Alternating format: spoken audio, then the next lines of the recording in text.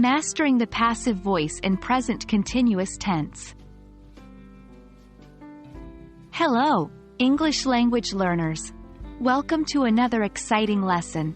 Today, we're focusing on an interesting aspect of English grammar: the passive voice in present continuous tense. More specifically, we're going to examine how to form sentences using the structure subject plus auxiliary verb, be, plus being plus past participle.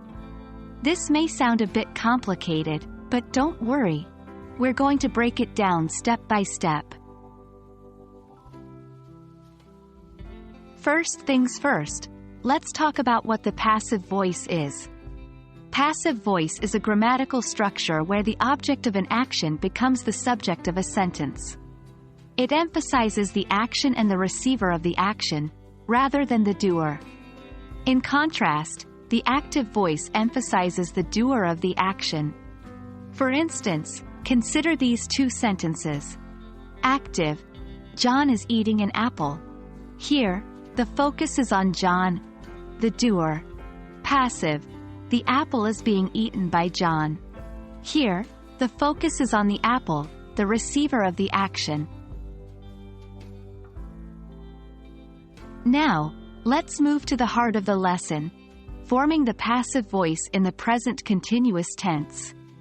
In this case, our sentence structure becomes subject plus auxiliary verb, be, plus being plus past participle. Here's how it works. The subject is the person or thing that the action is happening to. The auxiliary verb, be, is used in the correct form for the subject. Is, am, are. Being is used to indicate the continuous tense. The past participle is the verb form used to indicate the action. For example, the cake is being baked by Mary. Here, the cake is the subject. Is the auxiliary verb. Be, being, is used to indicate the continuous tense, and baked is the past participle of the verb to bake. Remember, learning grammar isn't just about understanding the rules. It's also about practice. Try forming your own sentences in the passive voice in present continuous tense, using the structure we've just learned. Here are some examples to start with.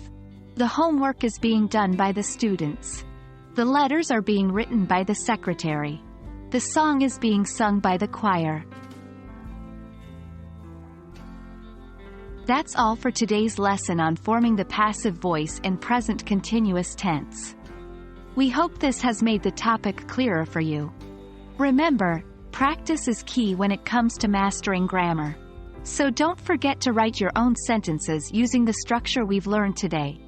Subject plus auxiliary verb, be, plus being plus past participle. Thanks for joining us, and happy English learning!